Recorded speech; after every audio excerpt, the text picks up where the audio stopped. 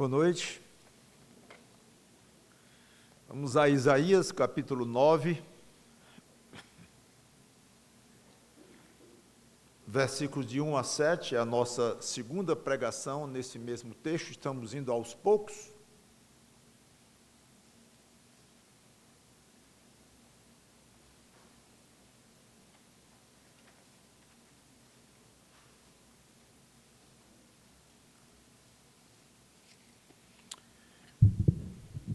Isaías capítulo 9,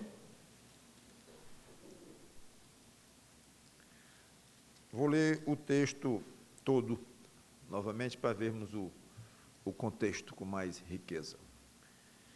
Mas para a terra que estava aflita, não continuará a obscuridade. Deus, nos primeiros tempos, tornou desprezível a terra de Zebulon e a terra de Naftali, mas nos últimos tempos, tornará glorioso o caminho do mar, além do Jordão, Galiléia dos gentios. O povo que andava em trevas viu grande luz, e aos que viviam na região da sombra da morte, resplandeceu-lhes a luz. Aqui foi o texto da semana passada. Tens multiplicado este povo, a alegria lhe aumentaste. Alegram-se eles diante de ti, como se alegram na ceifa e como exultam quando repartem os despojos. Porque tu quebraste o jugo que pesava sobre eles, a vara que lhes feria os ombros e o cetro do seu opressor, como no dia dos midianitas. Porque toda bota com que anda o guerreiro no tumulto da batalha, e toda veste revolvida em sangue, serão queimadas, servirão de pasto ao fogo. Até aqui a pregação de hoje. Porque o menino nos nasceu, um filho se nos deu, o governo está sobre os seus ombros, e o seu nome será maravilhoso, Conselheiro, Deus forte, Pai da eternidade, Príncipe da paz.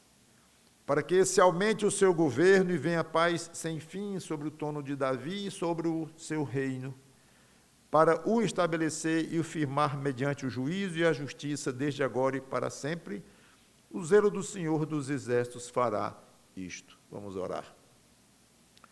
Santo Deus, nosso bom Pai, nos abençoa nesta pregação, que teu Espírito Santo nos oriente para levar o que é correto aos ouvidos dos que ouvem e para nos edificar com as verdades.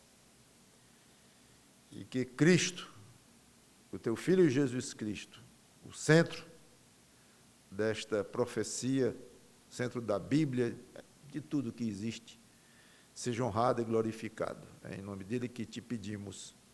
Amém. Então, nós estamos fazendo essa exposição aqui em 3 partes, sobre um personagem maravilhoso, central para a vida de Israel e do mundo inteiro.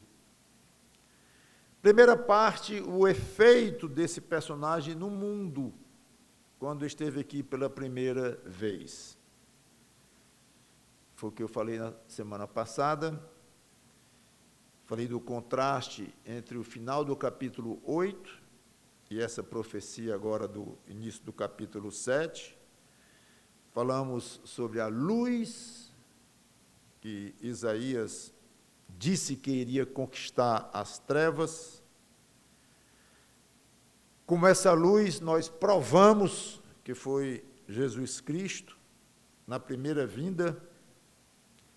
Então, é evidente que o profeta deu um pulo aqui, no meio do versículo 1, de aproximadamente 750 anos, que ele pulou do tempo dele para o tempo em que a luz viria, que é Jesus Cristo. Hoje nós vamos ver a segunda parte, que é o efeito dele, desse personagem de Jesus Cristo, o Messias, no mundo, quando ele vier pela segunda vez, que uma vez ele já esteve. E a terceira parte, vamos ver características pessoais desse personagem e do reino dele, que é na próxima semana, especialmente o versículo 6, que personagem características pessoais do Senhor Jesus Cristo. Então, vamos à segunda hoje, dos versículos 3 ao 5. Do versículo 2, então, para o 3, há uma mudança de tom. O tempo futuro, do versículo 2, é substituído pelo tempo presente, que não quer dizer muita coisa em profecia. Quando o profeta tem liberdade de falar no presente, depois fala no futuro, depois fala do passado. E aqui mesmo nós vamos ver que, estamos já vendo que ele estava falando no futuro, agora está falando do presente, depois fala do futuro de novo. Se sente muito à vontade com isto, até uma maneira de ver a soberania de Deus sobre o tempo. Seja como for, há uma mudança significativa no fluxo da profecia aqui, é fácil de perceber. Agora, ele não fala mais de uma promessa de mudança de trevas em luz,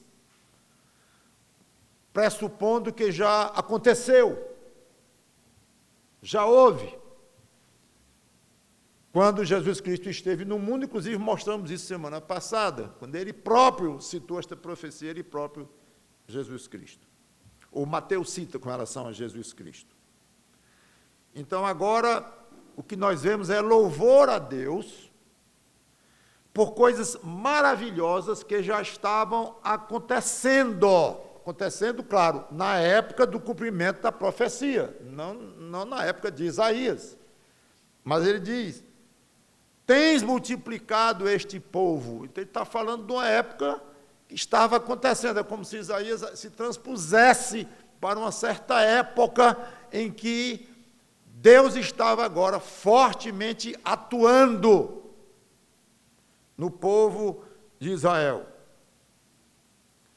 E esta atuação era feita de contrastes, novamente contrastes. Em vez de destruição e morte, como antes, o povo agora estaria crescendo, se multiplicando. Em vez de angústia e ansiedade, como terminou o capítulo 8, alegria, muita alegria. 4 vezes o verbo se alegrar e exultar, ou um ou outro, nesses versículos 3 a 5. A alegria lhe aumentaste, alegram-se eles diante de ti, segunda vez. Como se alegram na ceifa, terceira vez. Como exultam quando repartem os despojos, quarta vez. Alegria, alegria, intensa alegria. Então, Isaías passa a falar de um tempo de muita alegria. Fala em alegria da ceifa, a ideia de abundância. E todos podem imaginar a alegria com que aqueles que plantaram, que semearam, quando eles ceifam, mostrando que houve bom tempo, a chuva no lugar, na hora certa, não houve praga, e tudo deu certo, e eles ceifaram. A maioria aqui certamente não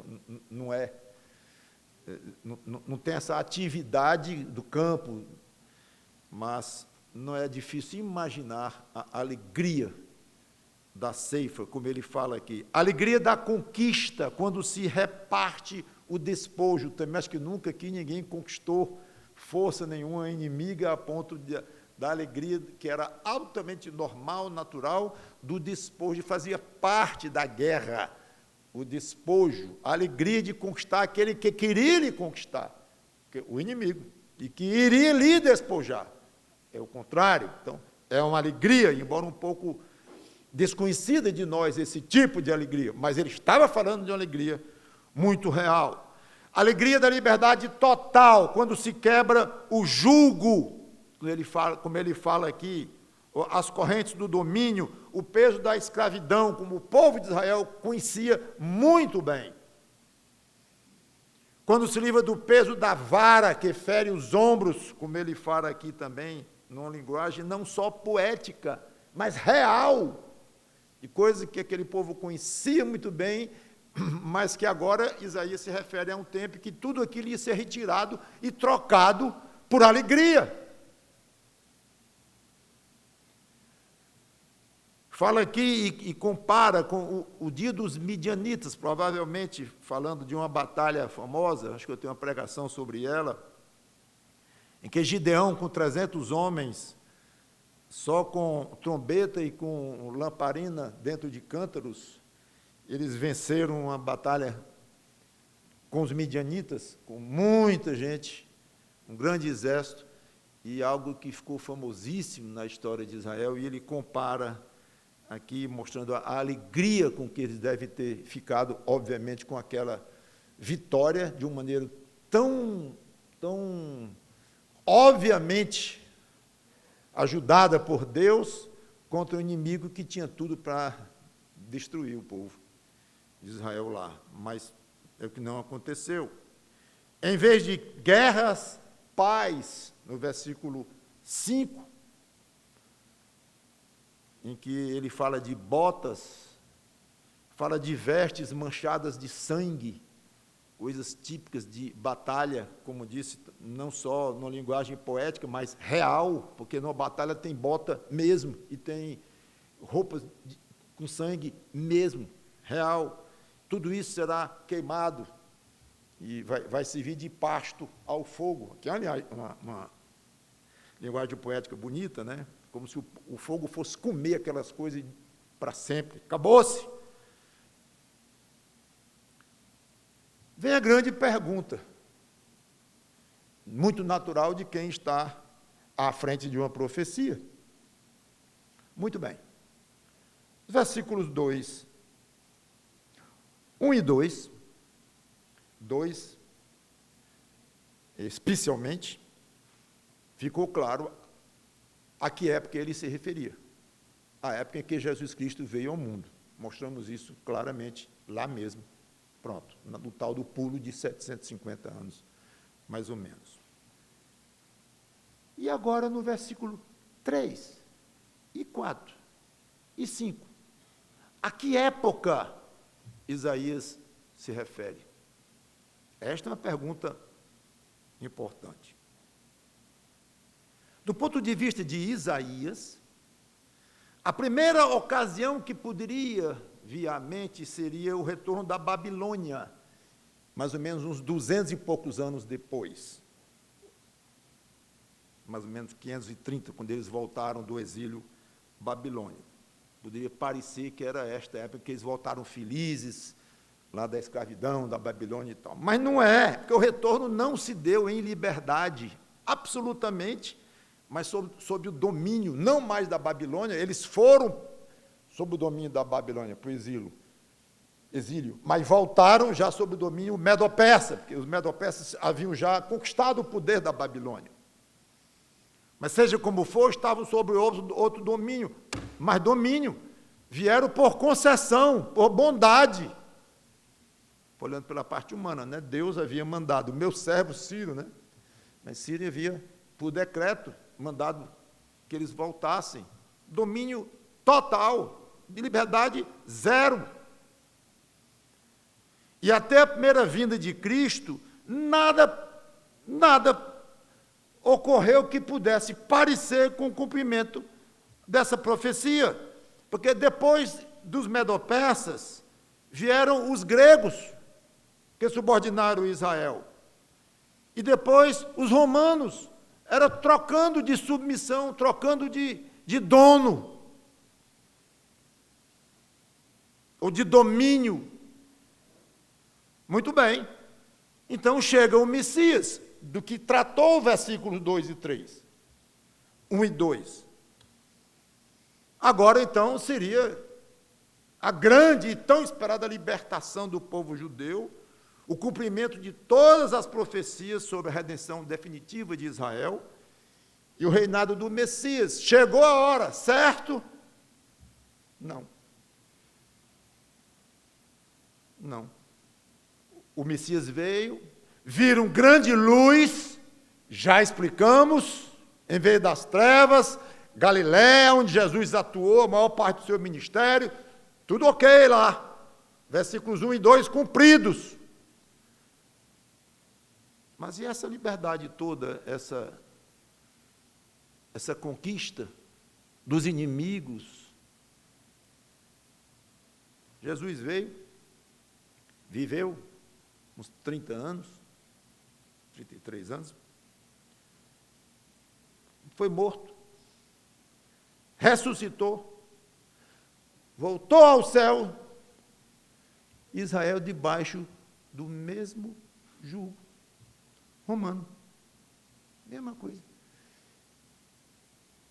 Quando o Messias voltou ao céu,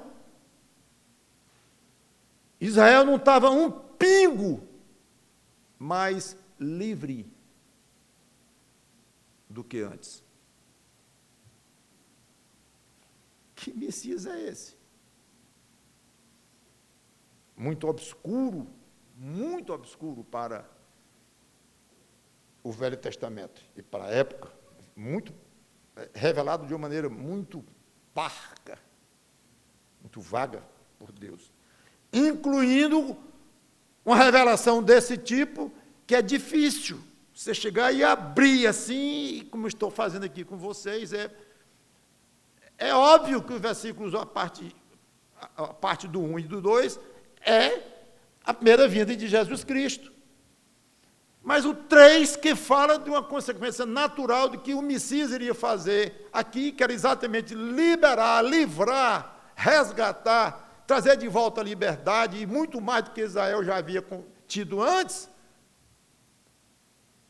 é o que se esperava, de fato, dele, Messias. Isaías vai numa sequência aqui. Em vez de trevas, luz, multiplicado o povo, alegria, liberdade, que beleza. Pois é, mas talvez na época, provavelmente se achava que o versículo 3 era colado no 2. Pelo menos à primeira vista. Logo depois, o Messias não veio? Em vez de trevas, luz. Pronto, olha, junto com a luz vem o quê? Em glória vem poder, vem conquista, liberdade ao seu povo, tudo.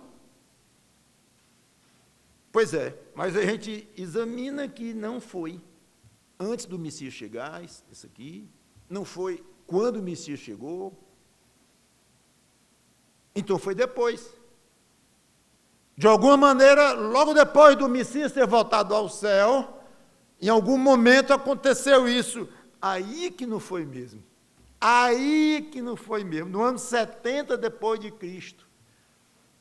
30 e tantos anos depois que Jesus voltou aos céus, os romanos destruíram Jerusalém e ficou por um fio a existência nacional de Israel. Aí depois de mais 65 anos, ou seja, no ano 135 depois de Cristo, aí veio a pancada final.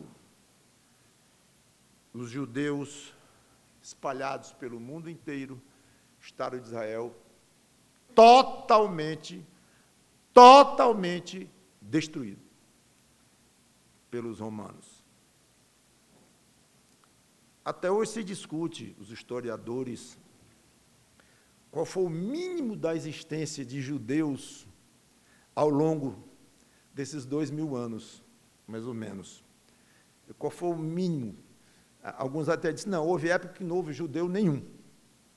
Lá a terra ficou sem...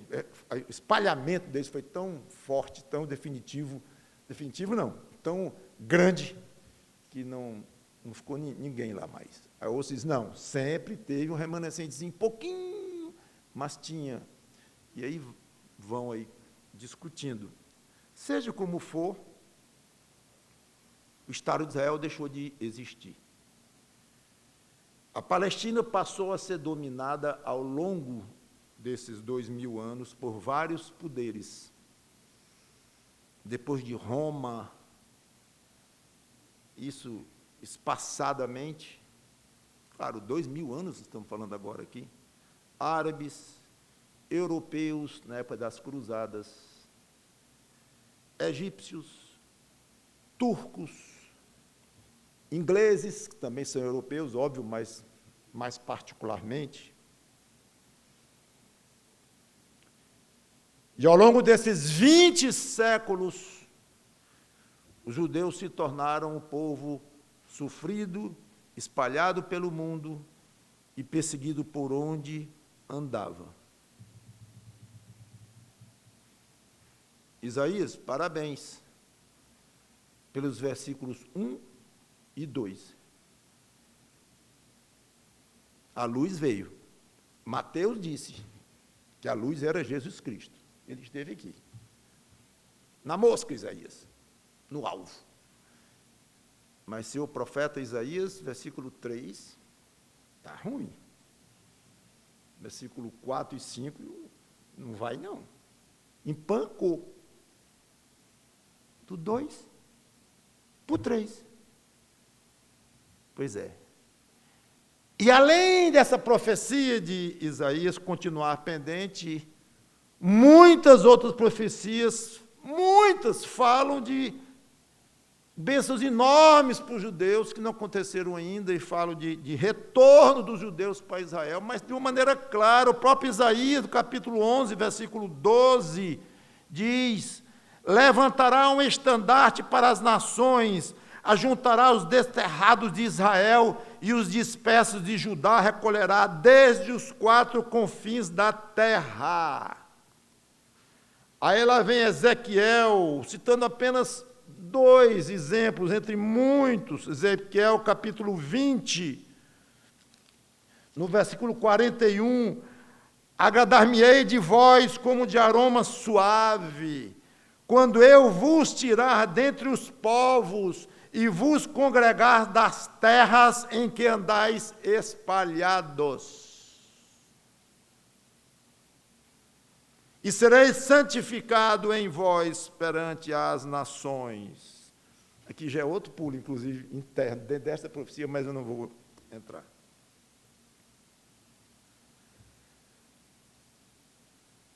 Nenhuma dessas profecias se cumpriu no retorno da Babilônia, se cumpriu na própria primeira vinda de Cristo, do Messias, do próprio, e nem em nenhuma ocasião até agora. Só haveria uma explicação, uma e somente uma. Ainda vai acontecer. Se a palavra de Deus é fiel, vai acontecer. Mas não pode. Israel acabou-se.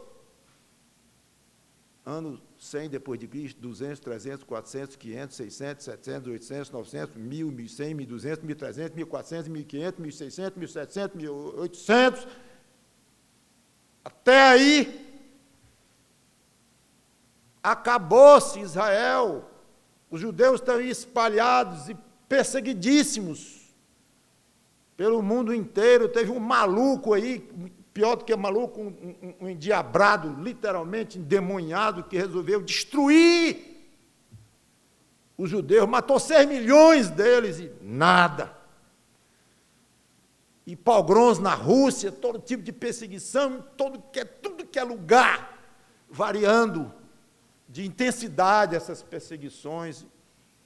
Não há a menor condição de Israel voltar. Pois é, muitos crentes diziam assim: vai voltar. Deus vai congregar. Leia de novo Isaías 11, 12, leia de novo Ezequiel 20, 41, leia uma vez, 2, 3, leia 10 vezes, que você não vai tirar outra explicação que não seja essa. Pelo menos uma explicação razoável, literal, a mais imediata que se pode tirar do contexto, a mais natural. Vai acontecer. Aí muitos crentes diziam assim: vai não. Israel acabou.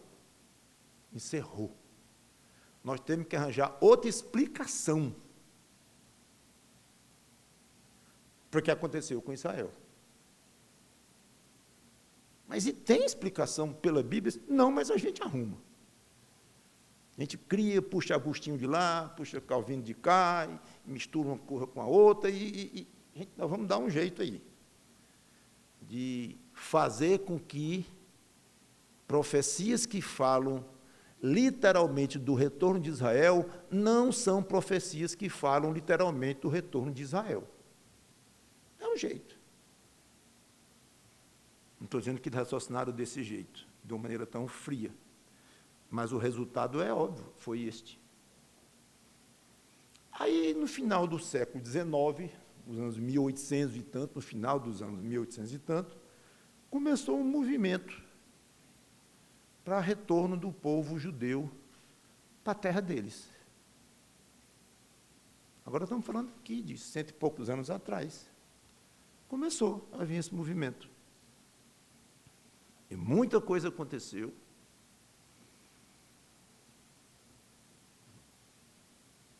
A tal tentativa de destruição do povo judeu, Segunda Guerra, 1939, 1945, por aí. Aí o troco de Deus a Hitler e aos nazistas foi a inauguração do Estado judeu em 1948, 3 anos depois do final da guerra, em que um dos grandes objetivos, se não o maior, daquele que levou o mundo à guerra, era destruir o povo judeu. Ele estava destruído, morto, por ordem dele próprio, se não suicidado, e queimado com gasolina, em 1945. Em 1948, estava fundado o Estado de Israel, reconhecido pela ONU. É assim que Deus funciona. Um troco aos inimigos de Israel.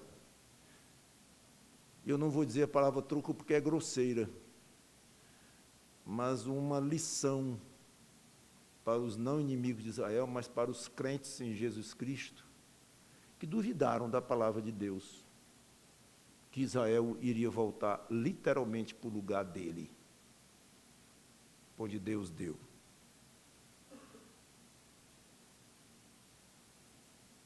As profecias sobre esse grande retorno começaram a se cumprir ali. Muitas. Estão em cumprimento. É fácil. Entre no YouTube, por exemplo. Você pode ver documentários e mais documentários sobre esse assunto. Você vai ver filmes de 1948 em diante, de aviões lotados de judeus de vários lugares do mundo, Rússia, África, indo para Jerusalém. Tem livros sobre o retorno, retornos, alguns tranquilos, outros perigosíssimos, cheios de dificuldades impostas pelas autoridades dos países em que os judeus queriam sair de lá para ir para a terra natal, para Israel deles lá. E absolutamente miraculoso aos nossos olhos, na nossa geração. Esses jovens deveriam estar se enchendo da leitura desses livros, desses documentários. Nossas crianças sendo ensinadas aqui essa história absolutamente espetacular. Nós não alcançamos o tamanho do privilégio da nossa geração em assistir isto. E estamos assistindo. Então, pronto. Finalmente, a profecia de Isaías se cumpriu. Momento. Não, ela está em curso. Está longe de terminar essa história. Eu digo longe em termos do que vai acontecer, não estou dizendo em termos de tempo, que eu não posso precisar, porque Cristo proibiu. Proibiu, nós não temos, de fato, revelação. Pelos sinais dos tempos que ele mesmo, Jesus, disse, pode haver indicações que estamos perto, mas é um perto também que não podemos precisar e Já até falei hoje mesmo que o tempo, nas palavras de Deus, ele é muito elástico, então é complicado falar daqui a uns 10 anos, daqui a uns 30, daqui a 100, não podemos. Mas que tudo indica que esses sinais que Cristo deu estão aí, sim, indica. Israel está longe de viver em paz, inimigo por todo lado. O mundo está num verdadeiro tumulto, numa convulsão. Israel em conflitos o tempo todo com a ameaça de destruição, especialmente pelo Irã, que cismaram o Irã como nação vai jogar os judeus todos no mar Mediterrâneo de volta. Todos. Não quer que fique um judeu. Isso é hoje.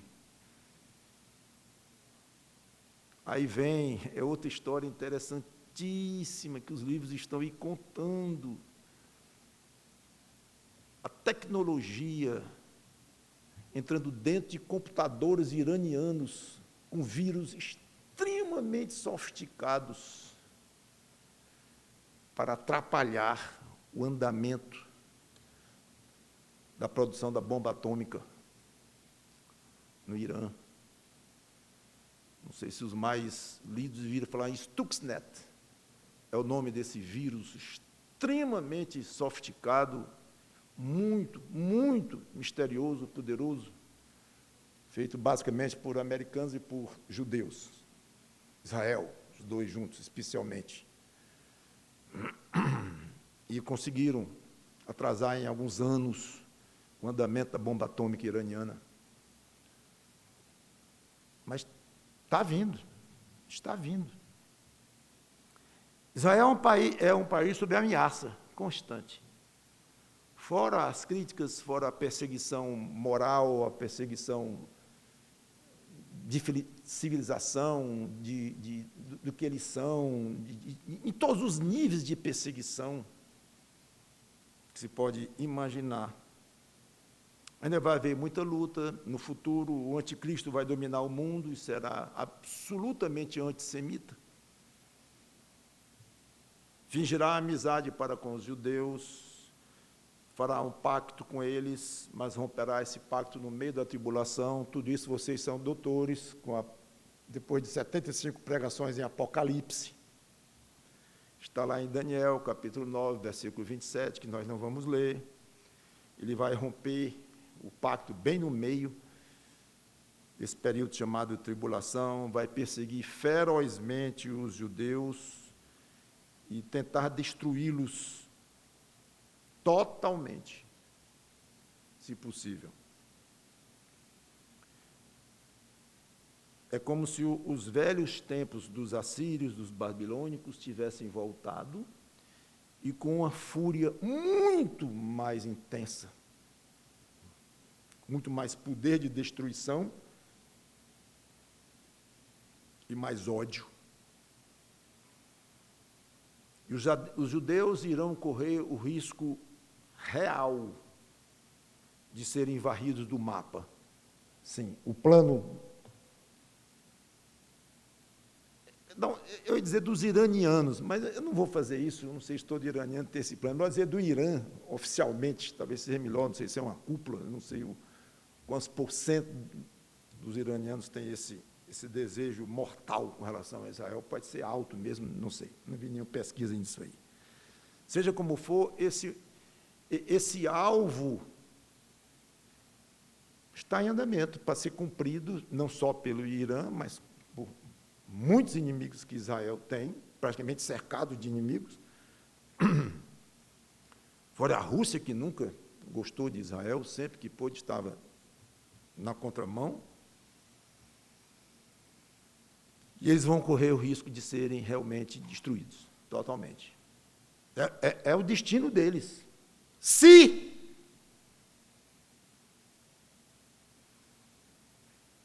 não houvesse alguém chamado o Messias de Israel. Olha Isaías de novo. Olha o versículo 3, dormindo aí. esse tempo todo, que está tudo menos dormindo, e essas outras passagens estão cada dia mais claras, cada dia brilham mais, que vai chegando mais perto, e aí voltará o Messias para salvar Israel. Mas salvar é salvar da destruição física. E quando se fala em Israel, o que se tem mais em mente mesmo é o aspecto físico nesta terra. Deus escolheu Israel para ser o povo dele na terra. Vai haver judeus no céu? Claro. Mas o povo judeu, de uma maneira geral, como o povo escolhido de Deus, é um povo cuja maioria está no céu? Não, absolutamente não. Pelo menos até agora. É muito ao contrário, vocês estão vendo a história de Israel, estamos falando em Gênesis, em Êxodo, em Números. Povo rebelde demais, demais. Veja lá hoje, com a Bíblia na mão. Tudo bem, Velho Testamento só, nas mãos. Leu Isaías, leu Ezequiel, leu um monte de profecias. E se dobrem diante da realidade. Não. A maioria não quer nem saber. Israel é um povo totalmente secularizado. Secularizado, mundano, totalmente. É uma coisinha, um pouquinho. Os que se convertem, tem os que se convertem, obviamente. Mas Deus tem uma dívida para com Abraão,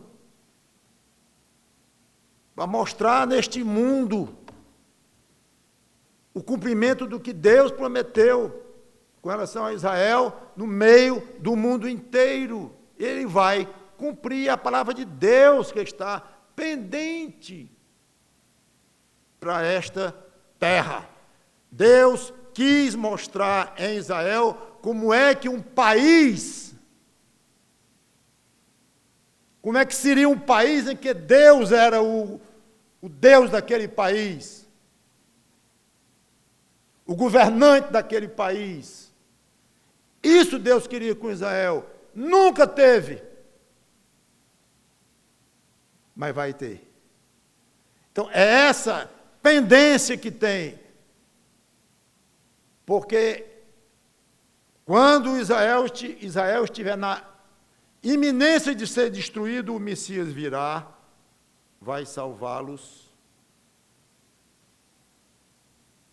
vai matar os incrédulos, e muitos vão se converter, mesmo entre os gentios, mas o foco aí estará sobre os judeus, e todo o Israel será salvo, lá em Romanos 11. Ou seja, vai haver uma conversão em massa do povo judeu.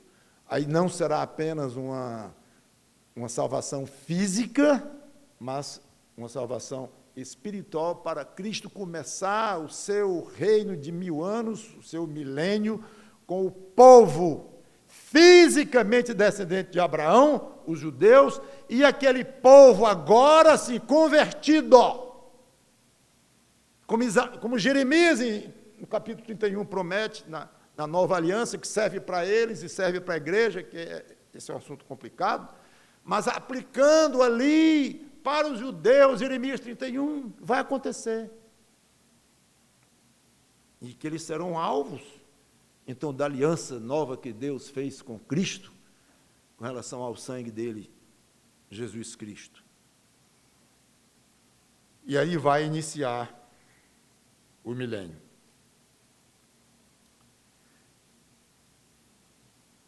Respondi a pergunta. Também, já estou encerrando a pregação. A que tempo Isaías se referia ao milênio? A época em que Jesus Cristo, o Messias, que veio a primeira vez nos versículos 1 e 2 de Isaías, voltou para o céu. Então, Isaías deu um pulo entre o versículo 2 e o versículo 3, ele deu um pulo de 2000 anos e correndo, e valendo ainda, porque não acabou. um pulo de 2000 anos com relação à primeira vinda do Messias. Com relação ao tempo dele próprio, Isaías, para o versículo 3, 2000 mais o tempo que ele viveu antes de Cristo. Já falei uns 750 anos, mais ou menos. Então, já se vão 2.800 anos, mais ou menos, que Isaías profetizou, e 2000 anos de um versículo para o outro, do 2 para o 3. Mas assim são as profecias bíblicas. Voltando, antes de encerrar, as situações que nós vimos, em que Isaías fala aqui, e não toca no assunto de milênio, mas que nós concluímos que vai se tratar desta época, quando a gente consegue equacionar e estuda em outras passagens da Bíblia, Isaías comentou aqui exatamente as características que vão haver no milênio. Liberdade para Israel, com Cristo reinando. Alegria, muita alegria.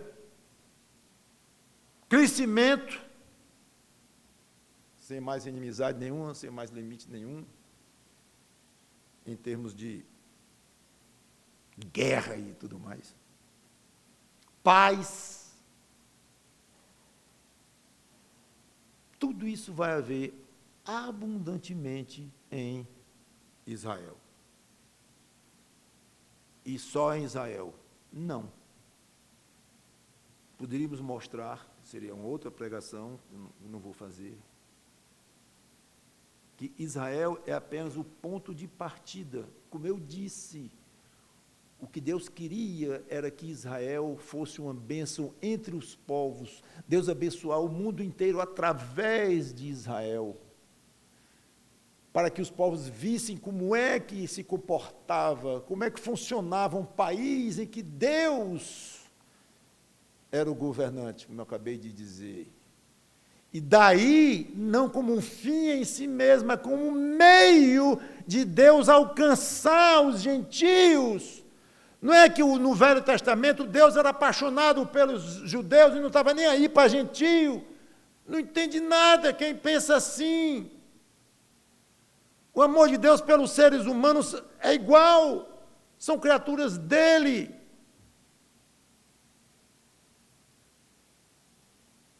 Ele ama o povo judeu de uma maneira especial, ama no sentido de que escolheu para ter esse papel. Mas neste papel, Deus mostra a importância dos gentios no plano dele. Israel era para ter um lugar muito especial para alcançar os outros. Mas sempre o coração de Deus esteve voltado para o mundo inteiro. É importante observar essas coisas para nós entendermos melhor esse nosso Deus. Então, os gentios de todo o mundo se beneficiarão com o reino do Messias. Todos. Dias maravilhosos virão no futuro, nesta terra, tanto para Israel como para os gentios. Há muitas passagens que falam disso, e que eu não vou poder usar. Certo? Que haverá algum tipo de resistência ao Messias, por parte de gentios, e para esses ele terá mão de ferro. Ele vai julgar com muito poder, muita justiça e zero impunidade do qual o mundo está cheio, esse mundo injusto. E vou dizer mais, não ter impunidade e ser tratado com justiça pelo rigor da lei é o melhor que pode acontecer a um marginal, a um criminoso, agora vamos colocar a um pecador. qualquer.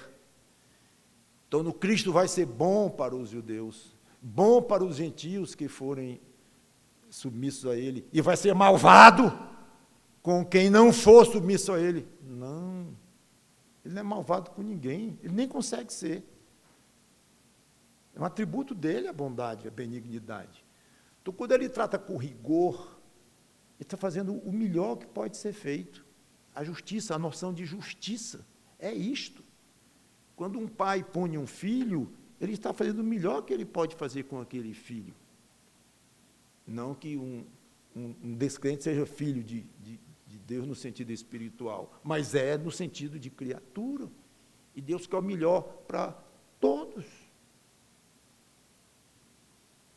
Não há melhor maneira de se tratar alguém que fere a lei do que colocá-lo sob o peso da lei.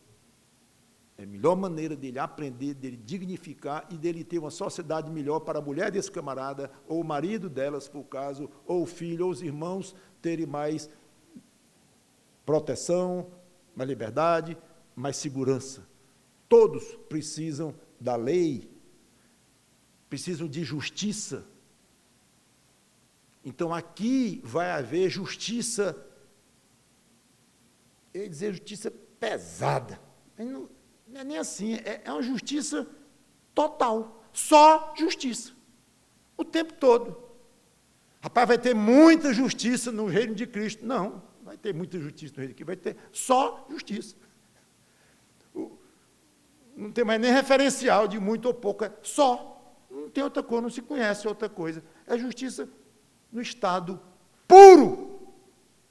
Isso é bom, até para os rebeldes. Seja como for, deixemos os rebeldes de lado. Vamos nos lembrar dos crentes.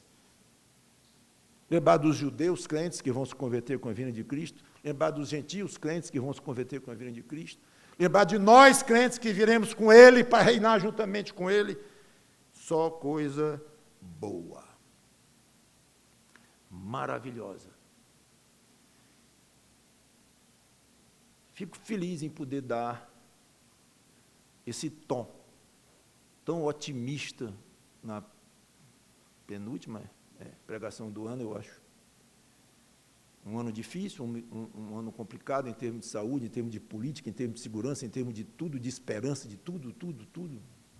O Brasil parece um país destroçado, um país sem rumo, um país sem paz, um país rachado no meio.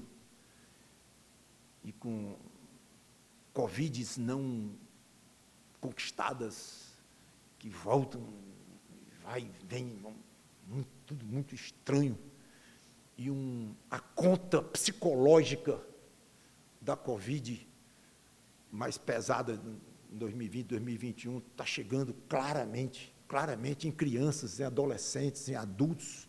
A conta está chegando fortemente mesmo. O que se vê, o que se lê, o que se ouve falar é de abalos psicológicos pelo efeito que tudo isso tem causado. Então, é um mundo que está realmente... As crianças... É quase desesperador pensar no futuro das crianças num mundo desse, num país desse. Vamos olhar para frente. Vamos olhar para Isaías mais. Calma. Está chegando o versículo 3. O 2 já passou. 750 anos do 1 para o 2. É ano. E já vamos com 2.800, somando com o ano do próprio Isaías lá. É ano. Mas chega. E repito, temos o privilégio. Se nós estivéssemos vivendo no começo dos anos 1800, como é que ia ser? Israel espalhado no mundo sem a menor perspectiva de retorno.